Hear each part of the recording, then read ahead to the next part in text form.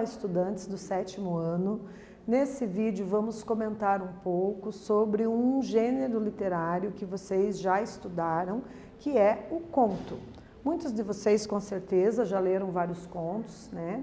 Então é um gênero ao qual vocês já são familiar e a gente vai aprofundar um pouquinho mais sobre as características, os elementos composicionais que constituem um conto, né? Então peguem aí os materiais de vocês, o caderno, caneta, lápis, borracha, para que vocês possam realizar as atividades e se apropriar dos conceitos que vamos trabalhar ao longo dessa aula. Ok? Parabenizo vocês por estarem aí preocupados com o intelecto de vocês e ampliando o repertório linguístico, literário de vocês a partir do momento que vocês têm essa disponibilidade de vir aí cumprir com o papel de estudantes sérios que são responsáveis pelo crescimento cognitivo. Então, meus parabéns. Vamos começar então? Observem aqui que os nossos objetivos consistem em ler e interpretar um conto e compreender alguns elementos da narrativa. Do que você sente medo? Né? Vamos começar com uma questão problematizadora para aquecer a nossa aula de agora, né? Desse momento.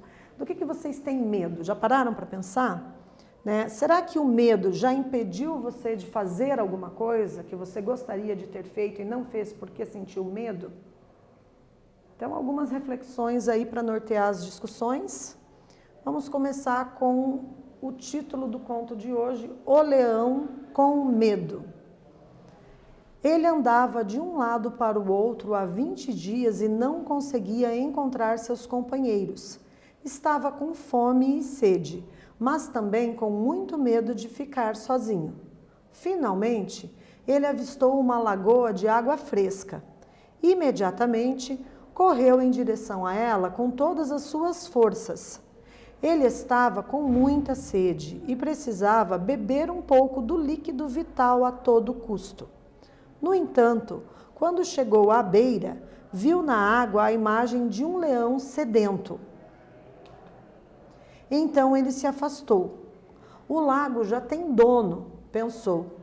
Naquela noite ele ficou perto dali, mas não se atreveu a voltar à lagoa. Se o leão que era dono do lugar aparecesse, certamente o atacaria por invadir sua propriedade. E ele não estava em condições de enfrentar ninguém. Um dia se passou e o sol queimava. A sede era tão grande que o leão decidiu arriscar. Já não aguentava mais. Então, ele se aproximou cautelosamente da lagoa e, quando chegou à beira, viu o leão novamente. Sua sede era tanta que ele não se importou. Enfiou a cabeça para beber a água fresca. Neste momento, o leão desapareceu. Ele estava vendo apenas seu reflexo. E aí, pessoal, houve uma ruptura de expectativa no leitor? Né? Será que o autor do texto conseguiu provocar e sensibilizar o leitor para entender o que aconteceu com o leão? Né? Por que num primeiro momento, ao ver a sua imagem refletida no lago, ele se afastou? Né? Levou um susto e pensou que ali já teria dono aquele espaço. Né? Então, algumas reflexões ali para a gente começar a pensar em como resolver aqui a nossa primeira atividade. Observem aqui, então, o fragmento selecionado para a gente refletir. Então, ele se aproximou cautelosamente da lagoa e, quando chegou à beira, viu o leão novamente. Que sentido a palavra destacada confere à ação do leão? E aí, o que será que significa essa palavra dentro desse enunciado, dentro dessa frase? Um tempo para vocês elaborarem uma resposta.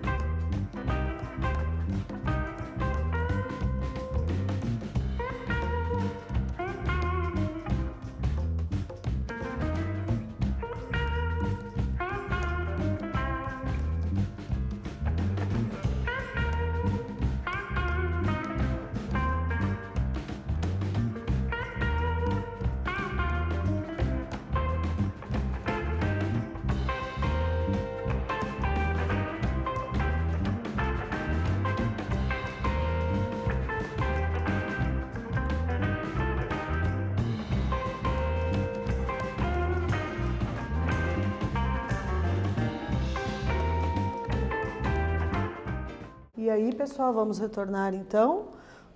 Uma proposta de resposta, né, seria a gente afirmar que o leão se aproximou da lagoa com cuidado, cautelosamente, devagar, né, muito atento, prestando atenção.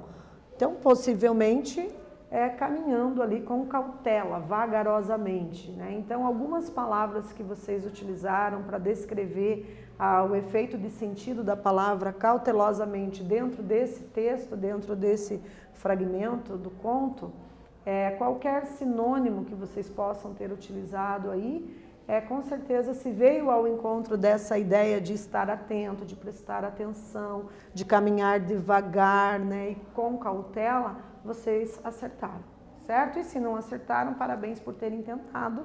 Agora, ao ver a resposta, vocês com certeza vão fixar, memorizar aí o significado da palavra cautelosamente dentro desse contexto, desse enunciado que nós estamos analisando. Continuando então, vamos relembrar. Os personagens e o tempo são elementos da narrativa. Os personagens podem ser protagonistas. O que quer dizer que você tem um personagem protagonista? O protagonista é o personagem principal, né? Toda a história, toda a trama da narrativa geralmente gira em torno das experiências dele. Então, por isso que nós temos como personagem principal o protagonista. Esse protagonista pode ser a própria pessoa que narra os acontecimentos, no caso, quando nós temos um narrador em primeira pessoa, em que ele mesmo é o protagonista, as coisas giram em torno dele, os acontecimentos do enredo, todos se referem à experiência de vida dele, então você tem a primeira pessoa do singular ou do plural ali presente no texto, né? Eu estava, eu fui, ou nós fomos, nós estávamos. Narrador em primeira pessoa. Esse narrador protagonista que participa dos acontecimentos também.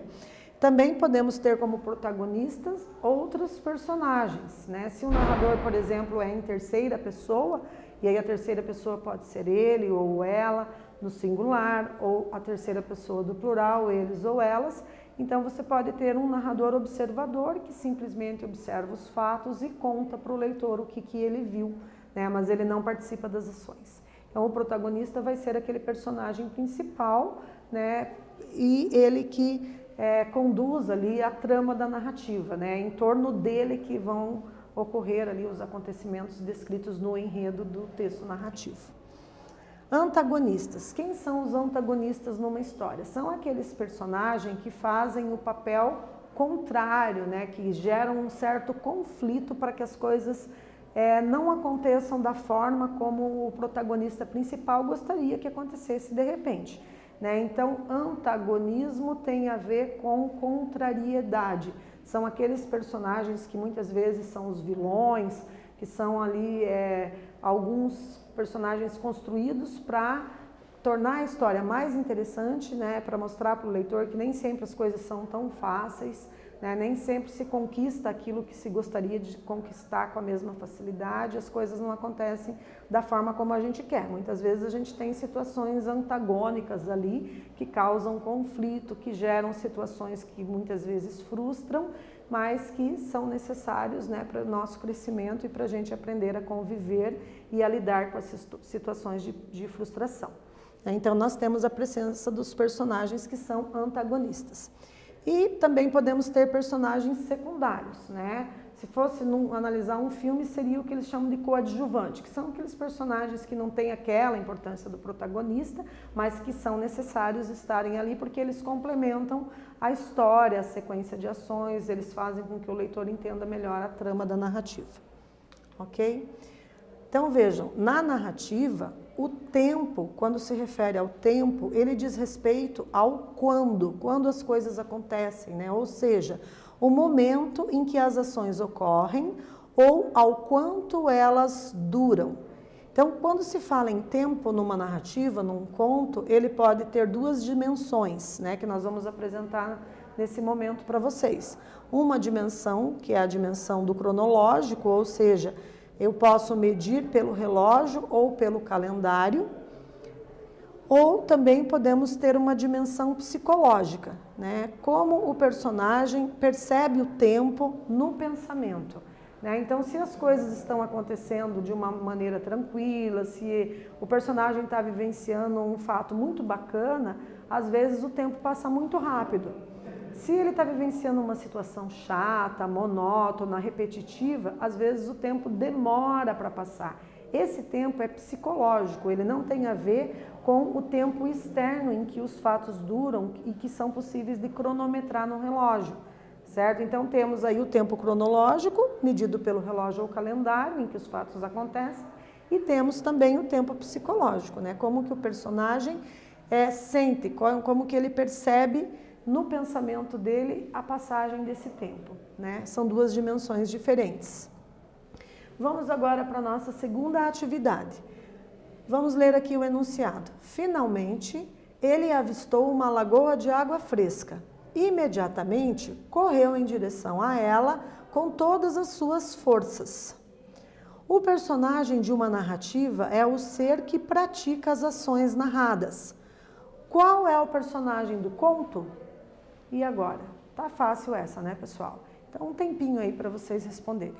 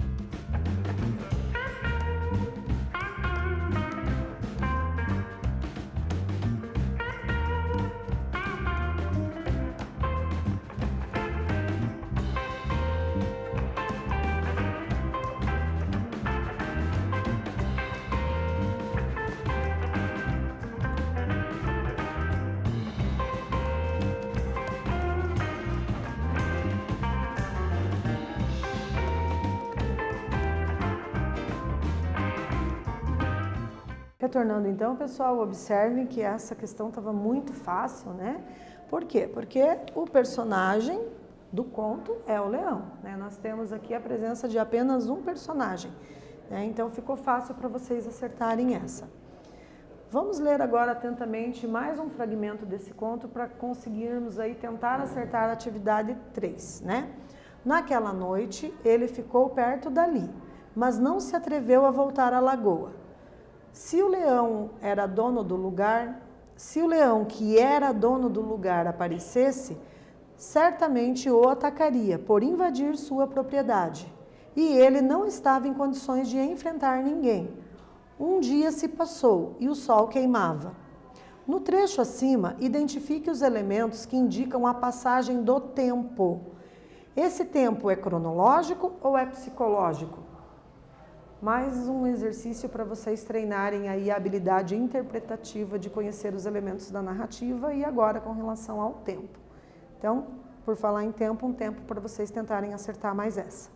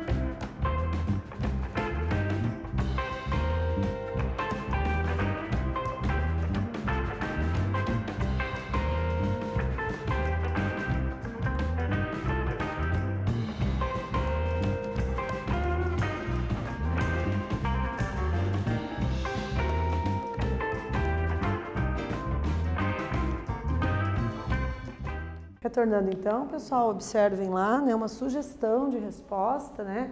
A que vocês elaboraram aí também pode estar correta, né? Se vocês disseram algo semelhante ao que está proposto aqui como sugestão de resposta para essa questão 3, né?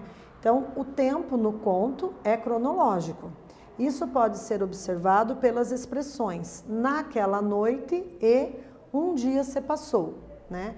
Então, o tempo cronológico, ele nos remete a outros exemplos, como, por exemplo, se os eventos tivessem acontecido em uma tarde, então poderia ser em uma tarde ensolarada, em uma noite chuvosa, né? Aqui a gente tem o pronome demonstrativo naquela, né? Ali um dia se passou, a gente tem ali, poderia ser 2 dias se passaram, uma década se passou, enfim, né? No século passado.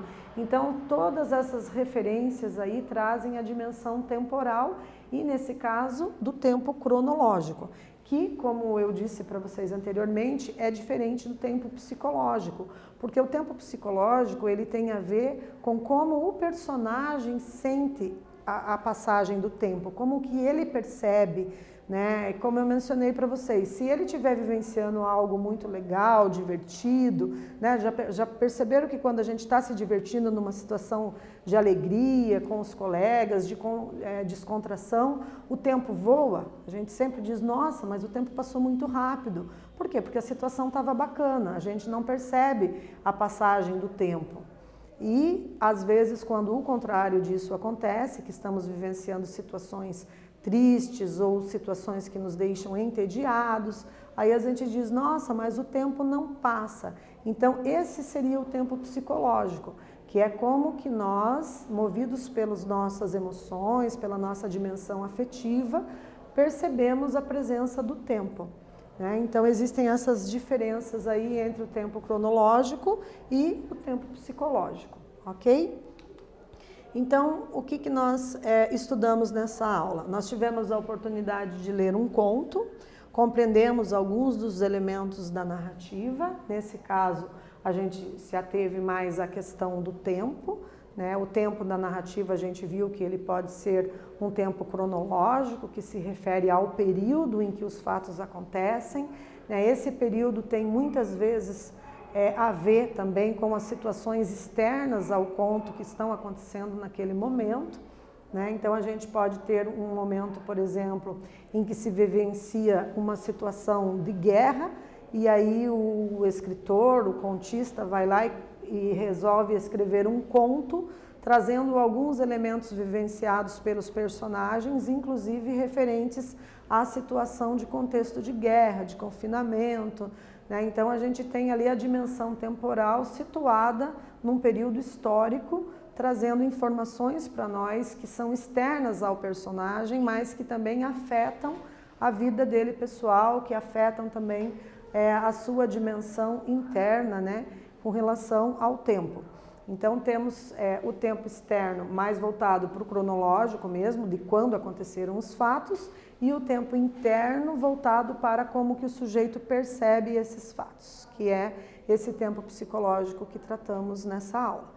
Então, a gente se apropriou um pouco mais desses elementos aí da narrativa. Agradeço bastante a participação de vocês, espero que tenham aprendido, né? E procurem se informar mais sobre essas questões aí de tempo, de narrador em primeira pessoa e em terceira pessoa, certo?